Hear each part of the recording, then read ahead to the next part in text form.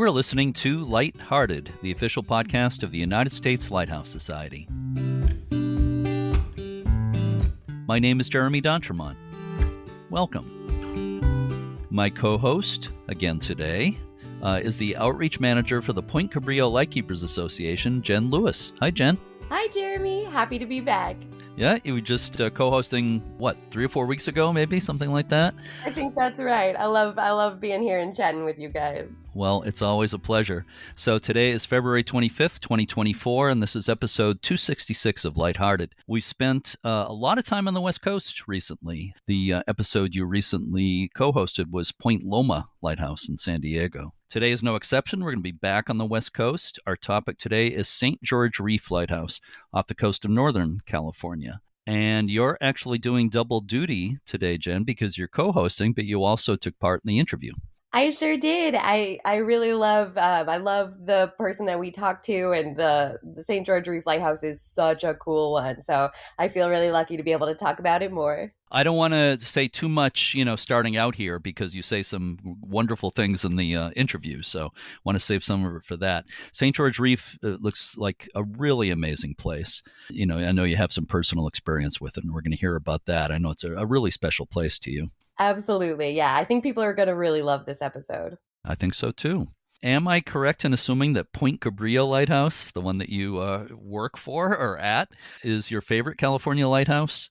And St. George Reef might be your second favorite. Would that be accurate? That would absolutely be accurate. There are so many incredible lighthouses on the West Coast and in California, but those two take my top two spots for sure. You do have beautiful coastline out there. The Northern California coast up through the Oregon coastline is spectacular, and there's some great lighthouses there. But we also need to get you out here so you can experience some of our New England lighthouses.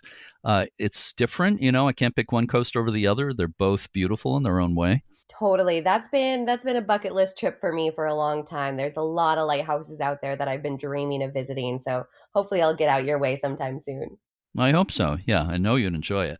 So I want to get to the interview. Jen, please help me introduce it. Sure thing.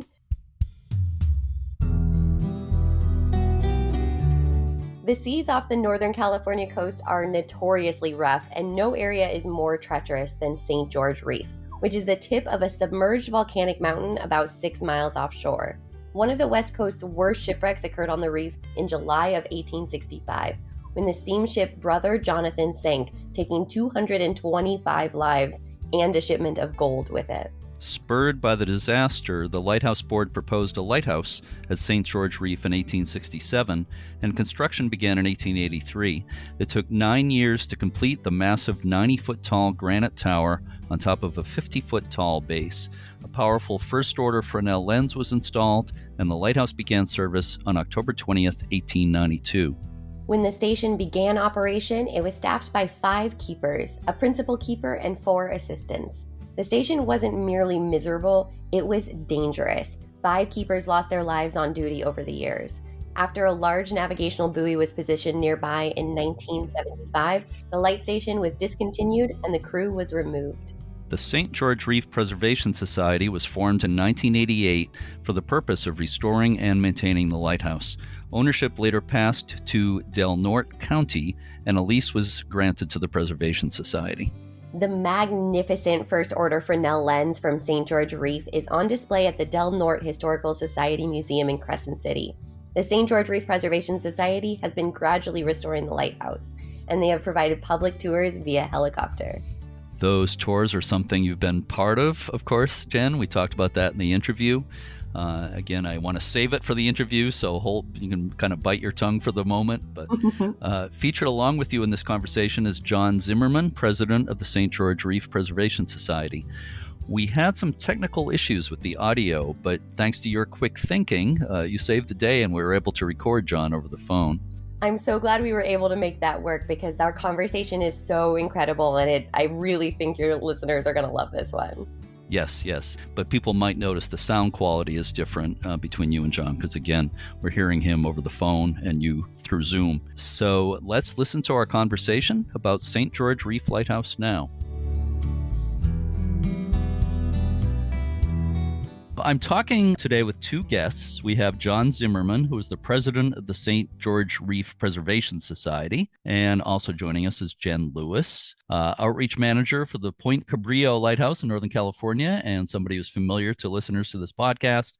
So thank you both very much for being with me today. Happy to be here again. So, John, let me start with you. And before we get into some the history of the lighthouse and about tours and so forth, how did you become involved with St. George Reef Lighthouse? I was a volunteer and on the board of directors at East Brother Island Lighthouse from 1984 to 2004. And I learned of guide towers working on the restoration of the St. George Reef, and I gave him a call, and we had a long talk and got to be friends. And in 2002, I was able to fly out to the lighthouse and be out there when they relive it. I left the board of East Brother in 2004. I was quite a ways away, and I really couldn't stay involved anymore. I lived in Sonoma County, and then after I retired in 2018, I moved up to Brookings and got a hold of Guy and got involved with St. George Reef. And I told him I didn't want to be on the board, but I wanted to swing a paintbrush. Well, you can see how that worked. Yeah. It'll take over if you're not careful, which is not necessarily a bad thing. But I want to talk more about Guy in a little while. But I also want to mention that we're talking on Zoom, but John is joining us via phone. So if people listening, the sound quality will seem different between John and Jen. That's why. Jen, let me ask you. I know, obviously, Point Cabrillo Lighthouse, your home base, is number one in your heart. But I also know you have a special interest in St. George Reef. Yeah, so obviously St. George Reef is such an incredible lighthouse. And so I've always been interested in it for a long, long time. But one of the reasons that I really got especially interested was because our first head keeper here at Point Cabrillo was Wilhelm Baumgartner. And his first role with the U.S. Lighthouse Service was actually at St. George Reef. So that's where he started his lightkeeping career, was at the St. George Reef Lighthouse in 1904 and 1905. And he served at a couple other lighthouses before coming to Point Cabrillo and spending the rest of his life here at my lighthouse.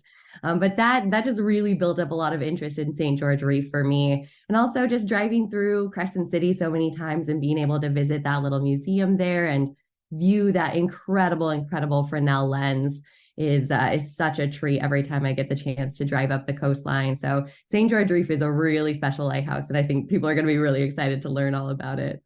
Before we talk more about preservation and tours, let's get into the history of the lighthouse a little bit.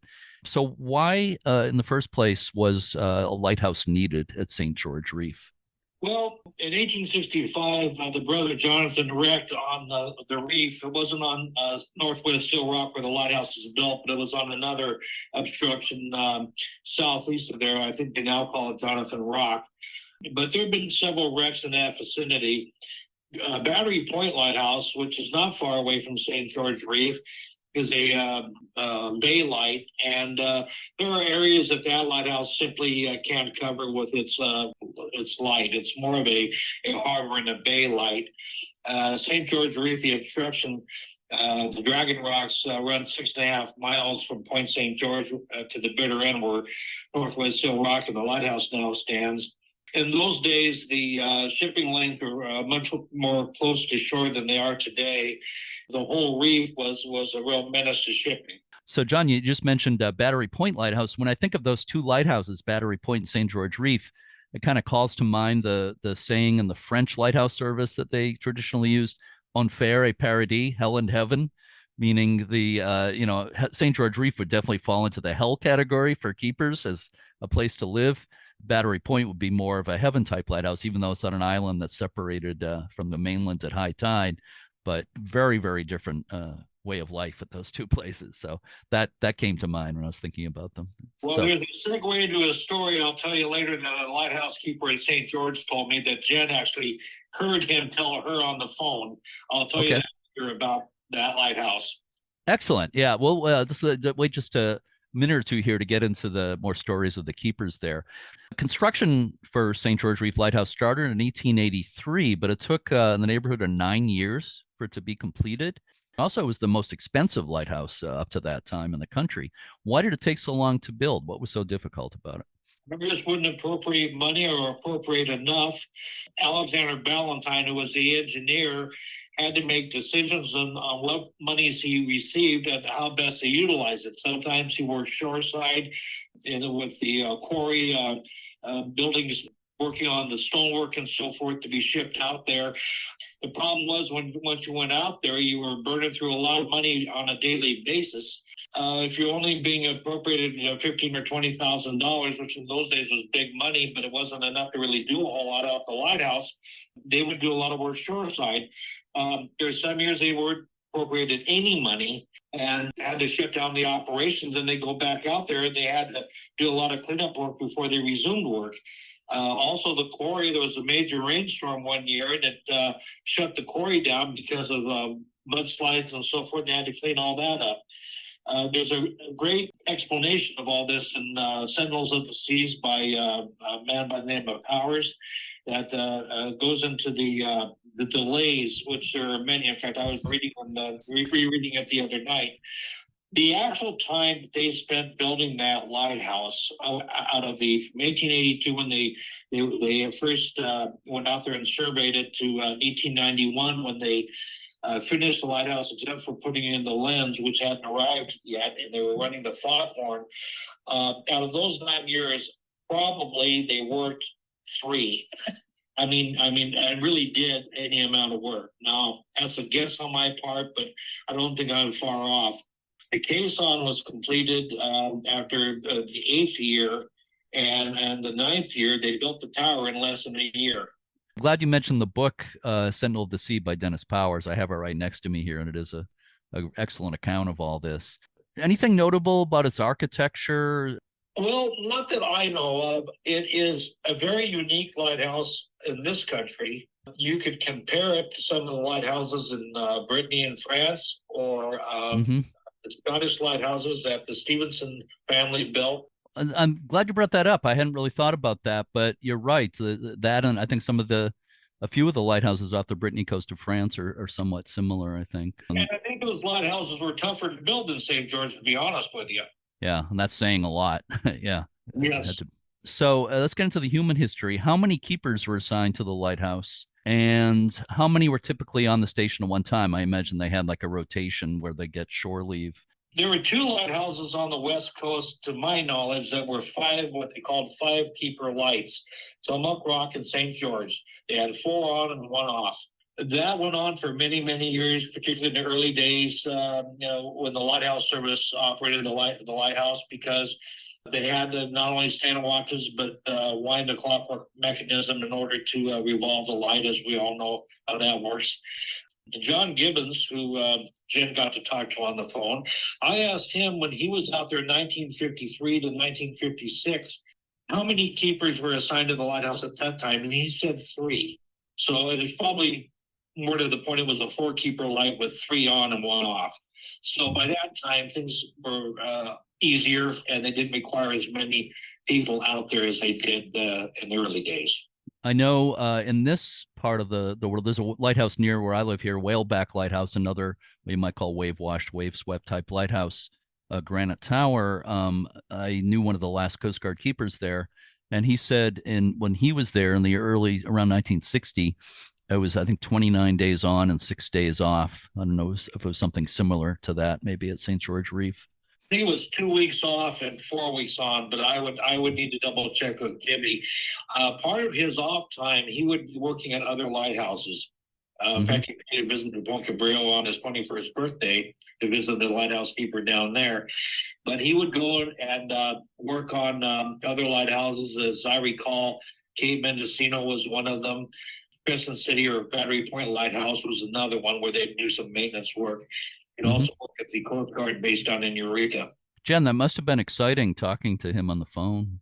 Absolutely. It's always so fun to talk to the folks who got to live at these stations back in the day. I mean, what an incredible stories that I was able to hear from him. It was very, very fun to talk to. Yeah. Oh, yeah. It's like finding treasure when you talk to these people. So what was life like in general there? It takes a special brand of person to be at that lighthouse. Now, John Gibbons, who we're talking about, we all called Gibby, Jen got to talk to. He was there for a year, and he went on the Lime Point Lighthouse in the north end of Golden Gate Bridge, and he didn't like it, and he asked to go back to St. George, and that is very unusual. There's a lot of people, both St. George and Tillamook Rock, they couldn't keep keepers out there. In fact, one of the authors that you may know of, Jim Gibbs, who I actually had the privilege of exchanging some mail and talked to on the phone before he passed, told me that when he was keeper out there in 1946, all the other keepers or lighthouse service people, they couldn't get a coastie out there. They didn't want to bounce that lighthouse. Mm-hmm. And so he was kind of the odd man out when he was light keeper out there. Jimmy has told me a lot of horror stories about storms when we go out and work on the diaphone 5 signal, and the waves are breaking over the case on the entire rope around himself so that the guys can pull him in if he fell over the side. Wow. He also told me during major storms that the waves are actually breaking over the tower, over the lantern room, when they knocked the lantern glass out, that the water was running down the stairs like a waterfall. And he unbelievable. said the sides of the building would sweat, and the building would just shake with these waves pounding the side of it. Makes a believer out of you, I'll tell you. Wow. Unbelievable. Can you remind me what is the focal plane? How high above the water is the light? 146 feet. 146 feet. That is absolutely incredible. There's some big waves. Wow. Yeah. Well, I've seen waves at lighthouses here on the East Coast, like mine at Sledge you mentioned earlier. It's over 100 feet tall, and you'll see waves hit the rocks and explode over the top of the lighthouse. But St. George Reef is even higher. It's just absolutely incredible, the power of the ocean. And you've mentioned a few times, John, you mentioned Tillamook Rock Lighthouse in Oregon, very famous, one of the most famous wave-swept type lighthouses in the country. And Jim Gibbs was a keeper there.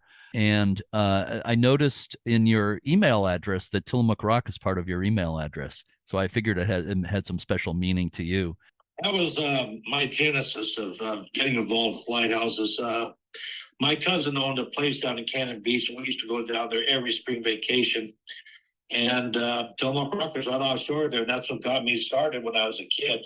In fact, I can never remember not being interested in lighthouses. And I'm 67 now, so that's a lot of years. It's a very interesting a lighthouse to study, and of course that got me into all the other lighthouses as well. And there's not one of them that isn't worth saving and preserving for our country's history. But believe it or not, I think Tillamook was a rougher lighthouse to man than St. George was. I mean, they get waves over that lighthouse a lot more often. It isn't that much lower, and they've sustained a lot more damage out there than St. George Reef has. Well, I didn't call it Terrible Tilly for nothing, but I would say there were definitely two of the most remote, most difficult, challenging places for keepers. Another thing I was wondering, usually when you research the history of a place like this, any offshore lighthouse, these types of places, there's usually at least a tragedy or two in there in the history, and I imagine that's the case with St. George Reef. Is that the case?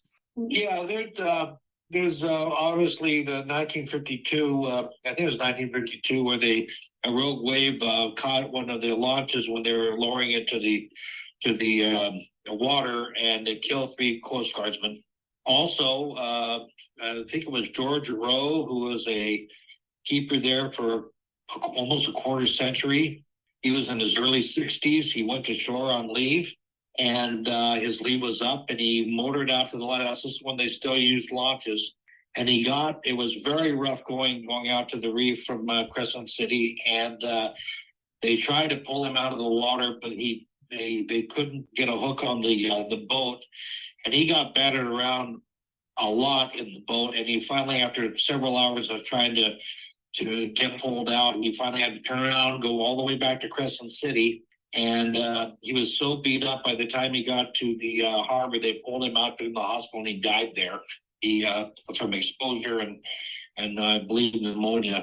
Kind of a sad way to end a stellar career, but yeah, it's a rough one. And John Gibbons, who I talked to you about, when he was 18 years old, the first one out of the lighthouse, he had hooked herself on to the boom to get pulled out of the boat, and he unhooked himself. And before he could get situated, the boat went out from under him, and he was hanging on the hook with his arms holding on for dear life. And they said, hold on, we'll get the boat back underneath you. And he said he darn near lost his grip and went into the Pacific. Wow. I was going to say, when you're talking about these incidents, I'm thinking there's probably many other close calls, and that would be one of them. Yeah. And I was also wondering how they got on and off. That's pretty incredible. There's a lighthouse in Maine, north of me here, Saddleback Ledge, where they used to use like a hoist to pick people up off the boats and hoist them onto the place. So that's basically how they did it most of the time. Is that right? Yeah, so that was the only way to do it. It wasn't safe to go any other way. And both Tillamook Rock and I think the Furlong Islands and St. George utilized a derrick boom to pull people on and off the vessels, to get on the lighthouse. So before we move on to other things, anything you want to add, anything we haven't touched on related to the human history, any especially interesting stories of life there that we haven't touched on? John Gibbons, who I keep referring to, was born and raised in Colorado, and he joined the Coast Guard. And when he came out, he'd never seen a lighthouse. He came out to Alameda, and they had posted a lighthouse position in Portland, Oregon, which other than Kelly Point, which I don't think was manned at that time. There was really no lighthouses up there. But anyway, he posted for the job, ended up being St. George Reef. He gets on a bus, goes up to Crescent City, and there's a shore station where they would house lighthouse personnel for St. George Reef out of Point St. George. So he comes down in the bus, and he sees Battery Point offshore, and he goes, "Oh, this will be great near the town," and so forth. And he goes out to the keeper's quarters there on Point St. George and asked the fellow that was there. He said, "Why am I staying here when the lighthouse is just a few, half a mile away?" And he said, "You're not going there." And he said, "Well, where am I going?" And he says, "You see that speck out there on the horizon?" And they handed him the field glasses, and he looks at it, and he said his mouth just dropped. Anyway, the next day they put him on a launch, and it's very, very foggy, and they're on the radio letting the people out at the lighthouse know when they're going to arrive, where they go by Star Rock, and then the Southwest Seal. 15 minutes would be out at Northwest Seal Rock. He said, out of the fog, he said it looked like Dracula's castle when he went up. He said he thought he died and gone to hell. He really loved it out there. He really enjoyed his time out there. And he and Bob Hatmeister, who is also a coastie that lives in Colorado, they live within a few miles of each other. They served together out at St. George Reef. Bob wanted to go out there to be with Gibby because they were friends, and they're both past 90, and that's all they talk about is the times they were out at St. George Reef Lighthouse. So that speaks loudly about their experiences out there. That would have to be a very memorable part of their lives. I went and interviewed them in Colorado about a year and a half ago, almost 2 years.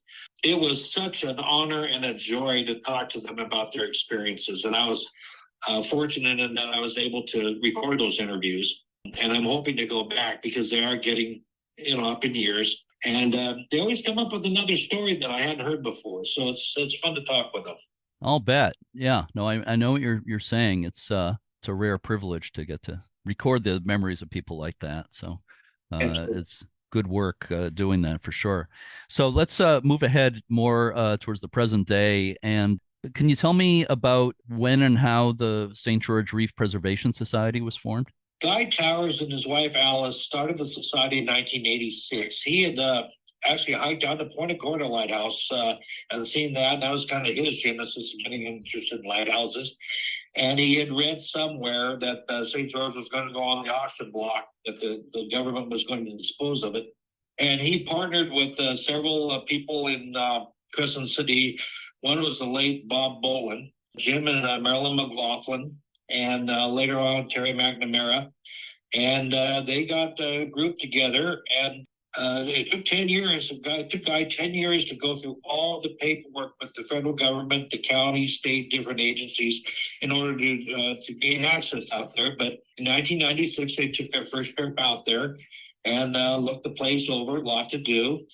And then in the subsequent years, there have been a number of challenges regarding different government rules and regulations, bird studies, pinniped concerns, the interaction between the not so much people because we're 70 feet above them on the caisson, but the helicopter noise and that type of thing. And then later on, the FAA was concerned with the size of the a caisson that we'd be allowed to land there. And that took several years to get that squared away where they would give us a permit to land out there. And then, of course, COVID, and then now we had to re-up all our regulations with NOAA in order to get out there. But anyway, getting back to Guy, we owe him such a debt of gratitude for what he and Alice both did to save this lighthouse and get everything started. It was his life's work, and not only was he a good friend, but I just really look up to him and honor his memory because what he's done for everyone in this country to save this lighthouse. Yeah, I was aware of Guy Towers for quite a few years. I'm sorry I didn't get the chance to meet him. And he passed away not too long ago, right? 2022. Mm-hmm. Yeah. But I know he is revered, I'm sure, around there for good reason. Remind me again, John, when did you get involved personally? Well, actually, I got real involved in 2018. Okay. When I moved up and retired. Yeah, but you obviously have a good knowledge of things that went on in the organization earlier on. And I know that in the year 2000, there was a preservation effort that involved the lantern of the lighthouse. It may not be the most pleasant thing to talk about, but it's a really interesting story. Could you possibly tell us about that? Well, that raised a lot of money from what Guy told me. The lantern room was essentially rotten. The stays that hold the glass in place and hold the dome were wasted with rust and so forth. Anyway, they unbolted the thing and they wanted to rebuild it, and they took it ashore, and was it the National Guard brought it in, and they flew too low, and it hit the beach, and it knocked everything from the dome down to pieces. And so the volunteers picked up all the glass. We cut all the glass. We're still making souvenirs with that as an etched image of the lighthouse on it, and underneath general lighthouse glass. Everything from the dome down got rebuilt, and then it was brought back out there, bolted back on. So, you make lemonade out of lemons. That's what you Absolutely, do. Yeah. And nothing could have been done at that time that would have brought more attention to the lighthouse. I mean, that was all over the national news. I remember it well when it happened. Yeah, we've got to get our word out more than we have, and I'm hoping that will be better with that. We're in a low population area. It's very easy to drive up and down the road here at 101 and not even know the lighthouse exists there. So, oh sure. And Jen's going to help us with that. So she's going to help us with our outreach. Well, that's great. She's the person to do it. But it's good to get publicity, but don't drop the lantern on the beach again. You don't need to do that to get attention. Yeah. And just to be clear, it was a helicopter flying it when it was dropped on the beach, right? It probably was a blessing in disguise because the materials like that, when they get to the point that they're that are brittle. Of course, some lands on the beach like that, it's not because they didn't break because it was brittle and broke because it hit the beach hard. But it probably should have been replaced anyway, the bottom part. So it probably was a blessing in disguise. But Bob Boland, who was instrumental in getting the lens removed from St. George Reef and put into the Del Norte Museum, wrote a check for $26,000 to pay them to bring that lantern room back out. So we've had volunteers in the past that really have stepped up and helped out. So the lens, as you just said, is in the Del Norte, and you pronounce it Del Norte rather than Del Norte, right? Yes. Yeah. Okay. Del Norte Historical Society. Jen, you mentioned earlier, I think, too. Jen, can you describe how is it displayed? I've never been there, so I haven't gotten to see that. Oh man, it is so worth a visit. That historical society has a huge museum in Crescent City, and the lens is kind of tucked away at the back of the museum. But you enter this room and suddenly it's just this big, just absolutely ginormous lens just sitting in the back, and you can see it from both the first and the second floor. So you have all these views of this beautiful, beautiful lens, and it's in incredible condition. They've done a really good job with the display of it. There's so much great information about it out there. And I mean, it's absolutely worth a stop. Every time I drive through Crescent City, I stop at that museum to check out the lens again, because it is worth it every time. I wish I could have seen it. I was there, and I actually walked out at low tide to Battery Point Lighthouse, although it was after hours, so it was closed. There was nobody there, but I walked around it. But I guess I was there too late in the day to get to the Historical Society. Got to get back to that area someday, Absolutely. I hope. Yeah. I can't tell you how much I'd love to get out to St. George Reef Lighthouse, but we're going to get more into the tours here.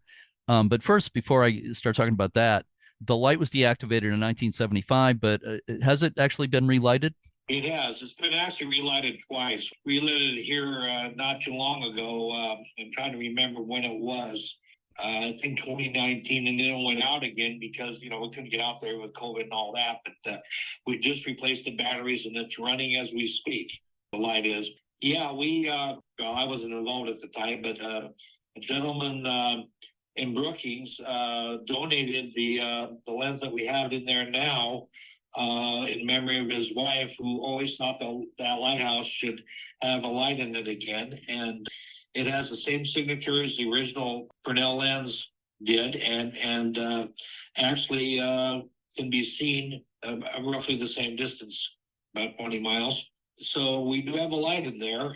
And it was, it's kind of a situation where it would be great if the old Fresnel lens was in there like Point Cabrillo, but it was removed mainly because people would go out their boats and they would take their guns and try to shoot the glass out of the land room. And, you don't want to see an artifact like that get destroyed. And it was, of course, before the organization was formed and so forth. But this way, by having it in the museum, people can get close and personal and see it as it should be. It's truly a jewel. And Bob Bolin, who I mentioned before, paid to have that annex built so that light, that lens could be housed there.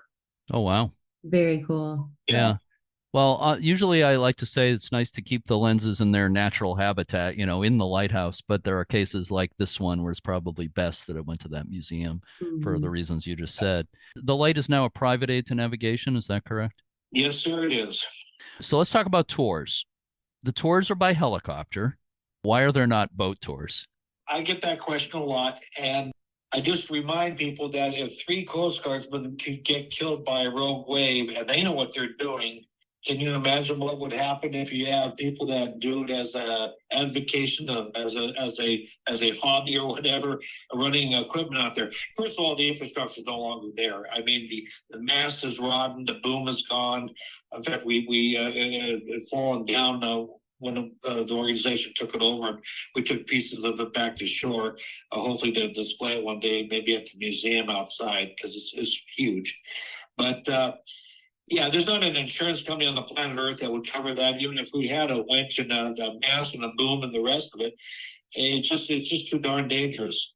Yeah. And the seas can be very unpredictable to transport people back and forth. So even if you could get an insurance company to cover us and find someone that would take a boat out there and find someone that would operate a winch and a boom and have the infrastructure there that was operational, it just really isn't a practical way to go.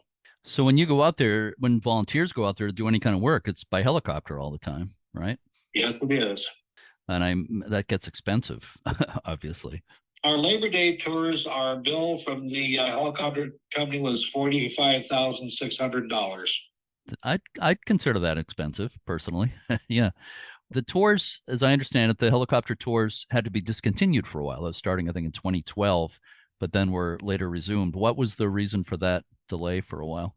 We had to, there were several times that we were stopped. One was due to the FAA needing to approve where we were landing the helicopter for quite a while, but there was some doubts about it, so we had to go through agencies in order to get that squared away. We also send in reports to NOAA regarding the pinniped populations and so forth. There's some discrepancies there that need to be squared away as far as the reporting. That was before my time, so I'm not altogether clear as to what the problem was, but with anything like that, you want to make sure that you comply, and if there's a problem, you want to get it swiftly solved. Oversight in our area to find someone to extrapolate information off of photos and videos and all that sort of thing. It isn't easy. You got to find people that are qualified to do that job. And there were a couple of times that the government wanted further studies on wildlife out there before they would want us to resume operations. In the early 2000s was one time. Of course, we had the FAA over the landing pad size, and then we had questions as far as the pinniped.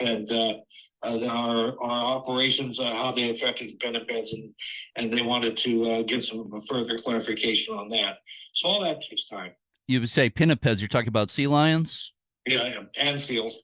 Do you have whales around near the lighthouse as well?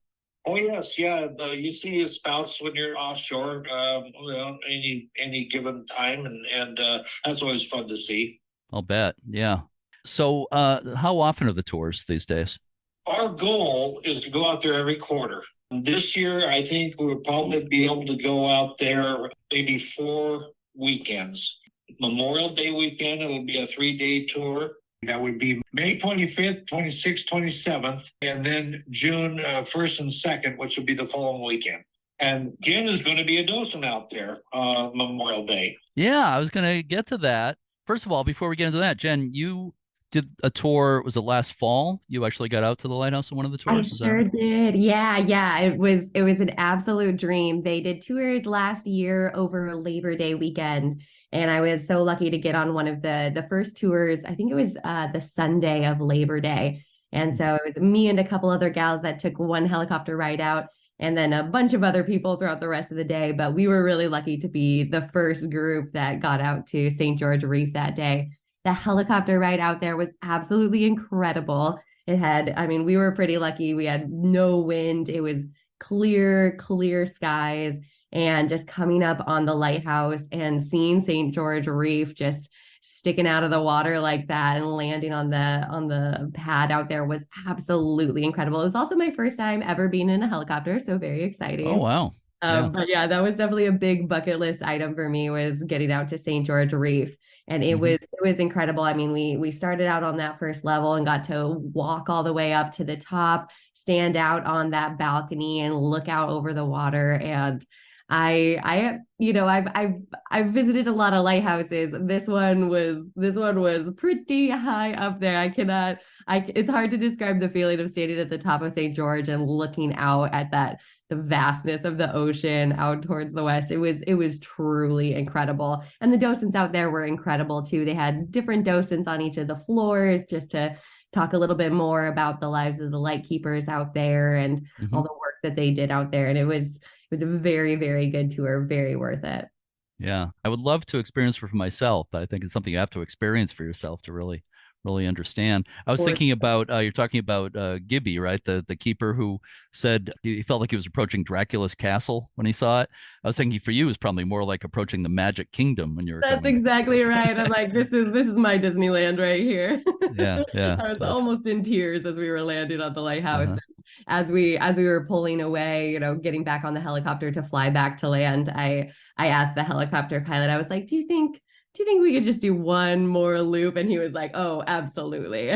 We circled the lighthouse one more time before he took us back to the city. That's great. Reminds me of the time I landed by helicopter at Graves Light in outer Boston Harbor, and the helicopter pilot on the way back said, you want to get nice views of Boston Light, and he circled around, just for to take me. So I love flying in helicopters. It's oh my gosh. And I asked the pilot, because I think the helicopter pilots that they had for this tour over Labor Day weekend, they do a lot of these kind of scenic adventures, I think they're based out of Oregon. And I asked him, I was like, is this one of the top places? And he's like, oh, this is absolutely the best views I have ever seen. Like, this is an absolutely once in a lifetime experience. It never gets old. I mean, I've been out there many times. It doesn't get old. And I felt the same way about East Brother Lighthouse too. When I would go out there to work, that never got old for me either. It's just, I mean, you just feel like you're so fortunate to be involved with an organization like this. East Brother's a beautiful place too, a very, very different kind of place, but special in its own. I've been there too, special in its own right. So, Jen, as John mentioned, you are going to be volunteering. You're going to be a docent for the tours. Is it just one day, or is it for all those tours around Memorial Day? Or how's that going to work?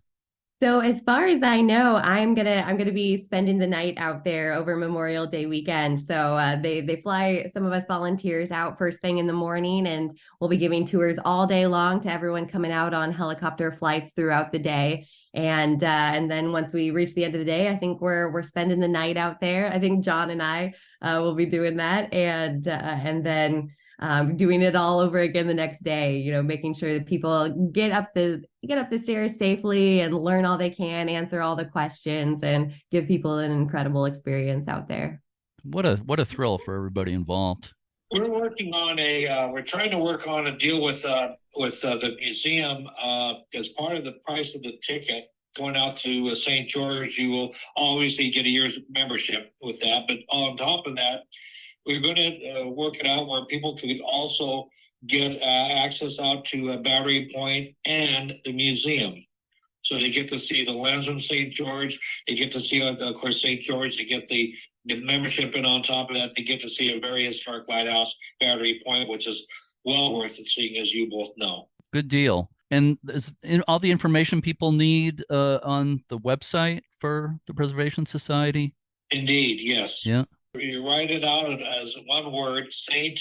George Reef Lighthouse.org. .org. Yeah. So Saint meaning ST George Reef Lighthouse.org, right? SAINT.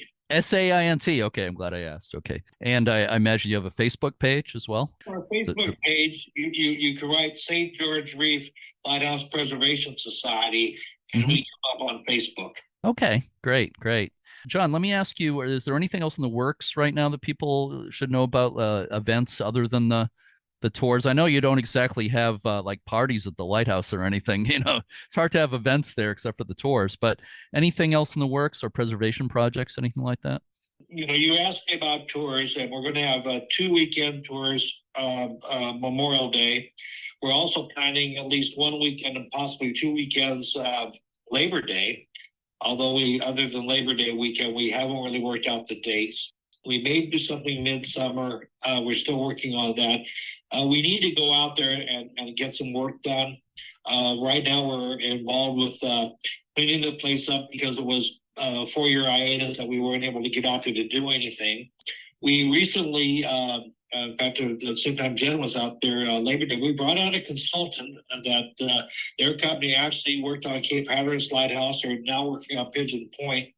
He's going to give us a kind of a synopsis of what he feels that needs to be done, help us prioritize, write a report so that we can utilize that in order to raise money through grants. This is going to be a very long-term project, but we're hoping to be able to partner with not only for getting grants, but we're also hoping eventually to utilize the lighthouse for not just tours and for historical lectures and that type of thing, but also to partner up with different universities, classrooms, people that want to do nature studies, that type of thing, so that they can go out there and observe whales, the pinnipeds, the birds, any sort of thing, to make it kind of a multitask building. So it's kind of like a classroom for nature out there, and you couldn't imagine a better place to be to do that. But we need to restore it, not only to arrest the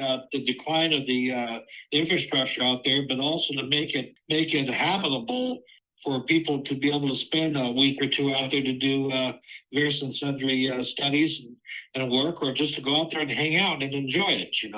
That all sounds good to me. So I imagine you're always looking for more docents to help out with the tours and that kind of thing. Is that right?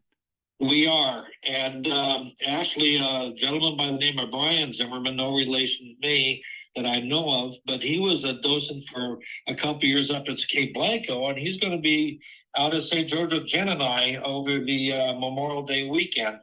He's going to be there for 2 nights and 3 days. And Jen, you got to be out there for 2 nights and 3 days too. That sounds good to me. I mean, give me 7 nights. I'll be there. Yeah. But we're going to have probably 4 docents. We expect to have a large crowd. When Jen went out Labor Day, we had 121 people out there over the course of 3 days. So, we're looking forward to a good turnout, and then the following weekend we'll have some other docents. So we're always interested in getting people lined up for that. If you're interested, you ought to sign up too. Well, it's a little bit of a commute for me, but I'd love to if I was in your neighborhood. But you never know who's listening, so there might be people in your neck of the woods who would definitely be interested in this. And people, I imagine, can they donate if they want to donate to the cause through your website? Is there a mechanism for that? Yes, they can. Absolutely. We were just happy to give $5 was $5 million. So, whatever anyone can do. And our membership is $20 to $5 a person. They get 4 newsletters with that, and they get the moved up to the top of the list for the tours out there, because they sell out very quickly. Great. Okay, so I have one final question for both of you. And it's for bonus points, of course. So get ready. And that question is, what is so special about St. George Reef Lighthouse? And who wants to take it first? I'll go ahead and start. I think that there is something so unique about these offshore lighthouses in general, but especially just landing on St. George and being able to see the incredible engineering that went into building that tower. I mean, it is an absolutely incredible thing to witness. I think that, I think you really do have to see it in person, or at least see some up close videos and pictures to understand just how special it is. But it is truly the craziest lighthouse I have ever had the chance to climb up. What about Crazy you, in a good way? In the best possible way.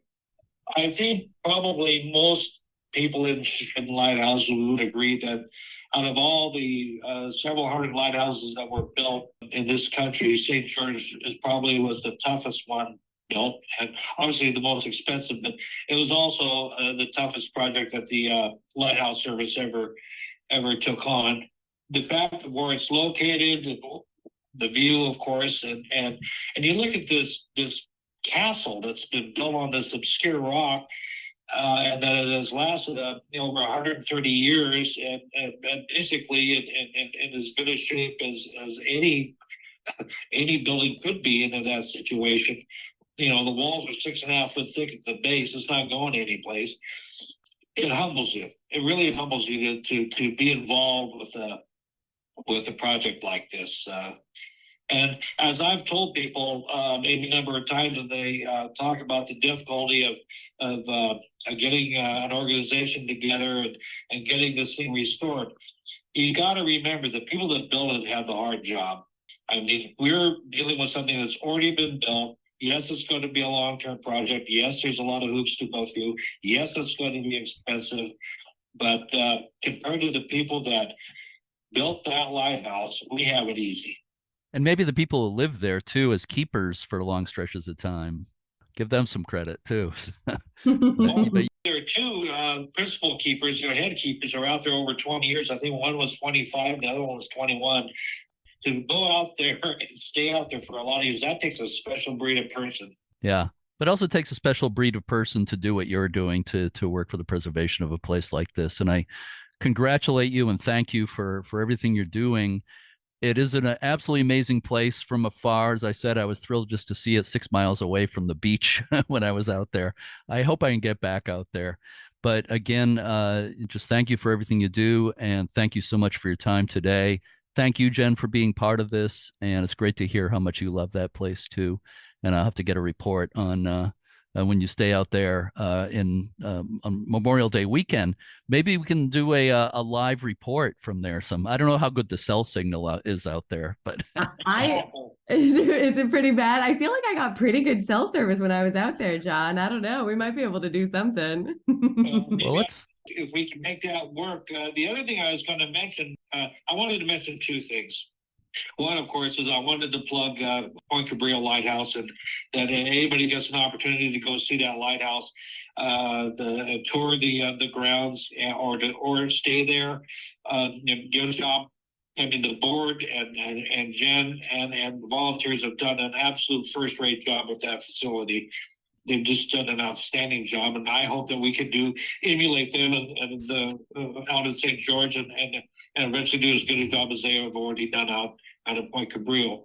But the second thing I wanted to say on a personal note, I have to be one of the luckiest people alive. I've been able to visit with lighthouse keepers, either by phone or interviewing them, being able to talk to Arthur Jim Gibbs out at regarding Tillamook Rock. When I was involved with East Brother, when I got involved, I was in my mid-20s. All the volunteers there were in their late 60s, 70s, and some in the early 80s, and they allowed me in their club. They allowed me to be involved with that lighthouse, and then they gave me the ultimate compliment by electing me to the board of directors, and virtually all of them have gone to their reward now. But Walter Fanning, I really want to give a shout out to him. His grandfather, Colford, was lighthouse keeper at East Brother, and he was born at Yeovilton Island in 1909 and lived to be almost 100 years old.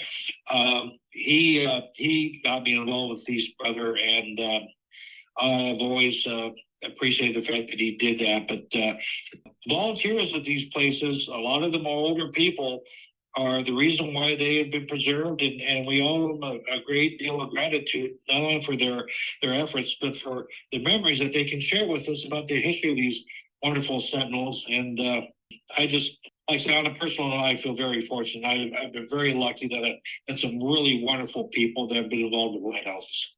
Beautifully said. And, it just makes me think that with any of these places, it's the people, both historically and the volunteers and the people who are so dedicated to these places. It's the people that make them special. The place itself is really special, but the people make it especially special. So I'm glad you said all that. So again, Jen and John, this is great. I love talking to you about all this, and I hope we can do it again sometime. And I think we should keep that on the back burner. Think about maybe a live report from the lighthouse when you're there, and we'll see if we can make that happen. We'll make something happen for sure. Right. Thank you both again.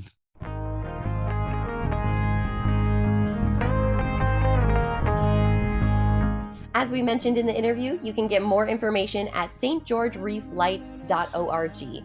That's SAINTGEORGEREEFLIGHT.org. There's info on tours, volunteering, and making donations. I am very happy we're able to do this episode. It's something I've been wanting to do for years. You told me about your experience with St. George Reef, and you put me in touch with John Zimmerman. So really, we're able to do this interview only with your help. So thank you very much, Jen. Thank you, Jeremy. It was such a joy to speak with both you and with John, and it's always a good time. Thank you also, Jen, for being my go-to person on the West Coast. If things fall into place, I might actually be coming out to your neck of the woods in September. I hope so. I will keep you posted about that. I sure hope so, Jeremy. That would be so fun to have you out here at Point Cabrillo and touring along the Northern California coast again. We'd love to have you out at our vacation rentals. We'll see. I'm really, really, really hoping so. So be sure to check out uslhs.org to learn about everything the U.S. Lighthouse Society offers, including preservation grants, domestic and international tours, the research catalog, and much more. And if you're listening with Apple Podcasts, please be sure to rate and review us. I should also mention that people can learn more about your home base, Point Cabrillo Lighthouse, at pointcabrillo.org, and that's pointcabrillo.org. And yep, you can find all that information right there on our website about tours and visiting hours and all that kind of stuff at pointcabrillo.org. And before we sign off, any last words for our listeners about St. George Reef? Just that I'm hoping I'll see a bunch of you guys out here on Memorial Day weekend touring the lighthouse. It's going to be a great experience. I would say so. It has to be one of the most spectacular tours, maybe the most spectacular tour people can do at a lighthouse that I'm aware of. Yeah. So we'll be back with a new episode next week. For now, to all our regular listeners and our new ones, thanks so much for listening, and keep a good light. This